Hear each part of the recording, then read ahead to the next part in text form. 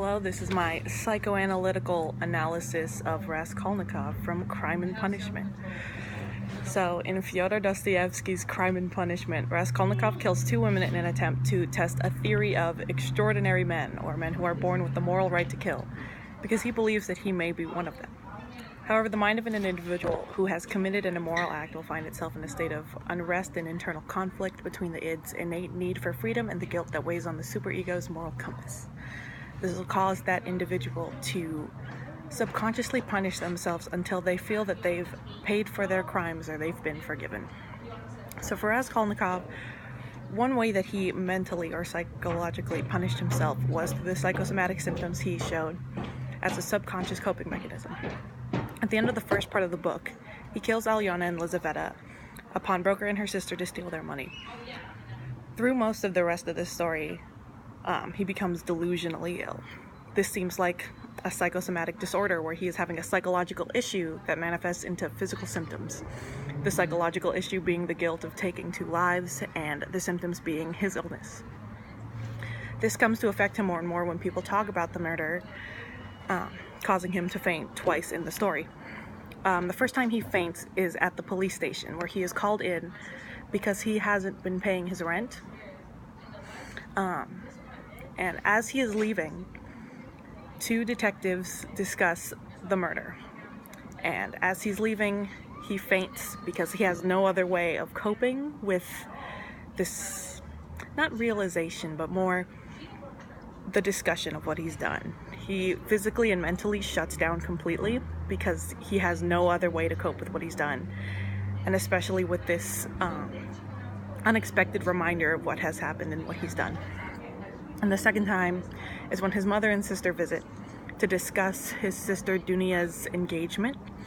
It's not one that he necessarily approves of, and so when he tells her that she shouldn't marry him, she says, quote, "If I ruin anyone, it is only myself. I am not committing a murder. Why do you look at me like that? Why are you so pale? Rodya, darling, what's the matter? Good heavens, you've made him faint," cried his mother, end quote.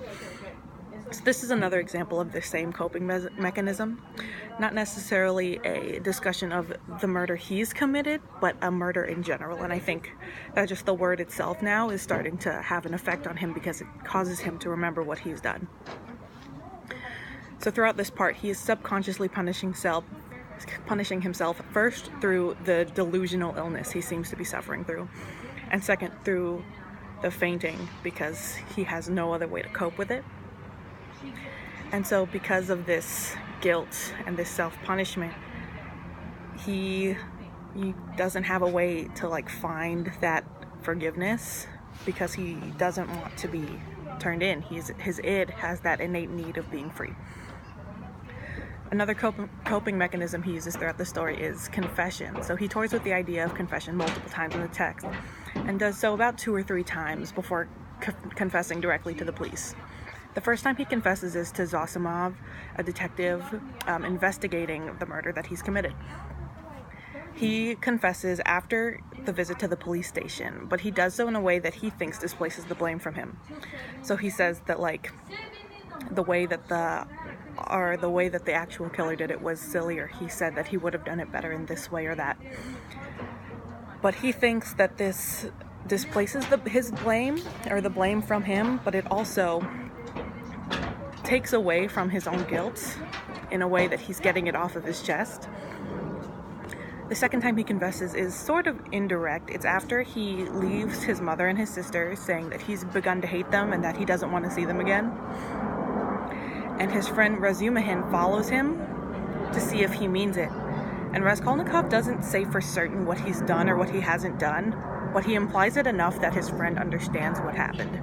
And he confesses to his friend because he knows that Razumihin won't turn him in, and that he's one of the safest options for confessing and not being caught. So he still gets to get this off of his chest to somehow cope with this guilt, but he won't be turned into the authorities. The third time he confesses is just after he leaves his mother and his sister. He goes to the daughter of his late friend Marmeladov, her name is Sonia, and he confesses that he killed the two women, but he gives her reasons as to why he did it, but none of them are true. And he first compares himself to Napoleon following his extraordinary men theory, saying that he murdered following in his example. However, I don't think this is true, because earlier in the book, afterwards, he calls himself a louse and he feels guilty about what he did.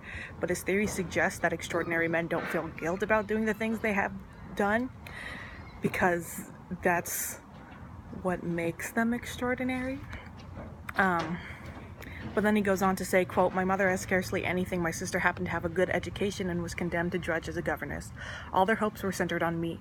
I was a student, but I couldn't keep myself at the university and was forced for a time to leave it. Even if I had lingered on like that, in 10 or 12 years, I might hope to be some sort of teacher or clerk with a salary of 1,000 rubles. And by the time my mother would be worked out with grief and anxiety, and I could not succeed in keeping her in comfort, while my sister might well have fared worse. And it's a hard thing to pass everything by all one's life, to turn one's back upon everything, to forget one's mother, and decorously accept the insults inflicted upon one's sister, end quote. So this is also untrue, because that one line where he says it's hard to just forget about your family, it's something he does. He leaves them. And then he ends his speech by saying that he would use the money that he stole to support his mother and his sister. However, A, he left his sister and his mother, and B, he never touches the money after he steals it. He hides it away, and it stays in the same place for the entirety of the novel. I think it's also important to note that he confessed to her because he knew that she was very connected to her religion, and that she likely would forgive him if he maybe accepted the same faith, but also that if he dishonestly confessed and gave her false intentions, if she thought those intentions were noble, she would be more likely to forgive him and less likely to turn him in. So, as a way to cope with his inner conflict of freedom and morality between his id and superego, Raskolnikov confesses on multiple occasions in an attempt to avert blame, or because he thinks it would alleviate some of the guilt he's been dealing with. However, simply confessing doesn't help him at all, as he doesn't feel as though he's been truly forgiven until we get to confession and consequences leading to mental well-being. So at the end of the book, he confesses for the 4th time to the police, with the moral support of Sonia, his sort of moral compass. So he walks to the police station but doesn't confess until he turns around and he sees her, and immediately he goes and he does the right thing. And afterwards, during the epilogue, we see him more at peace. Even the end suggests that though this story is ending, the next story about him is one of the redemption of a man. So he's being redeemed legally and societally, because he is beginning to be he's beginning to accept what he's done and to be forgiven, both by himself and by society. So his mental health improves, and he no longer has to deal with the conflict of not wanting to get caught because he's already in jail. And though there is still some unrelenting guilt, there is some parts where he does seem like he knows that he did the wrong thing. I think a lot of it is lifted off of his shoulders now that he's being punished.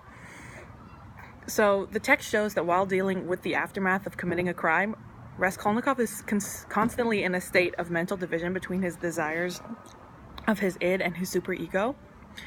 But it also shows that all men, extraordinary or not, deal with the effects of guilt and morality.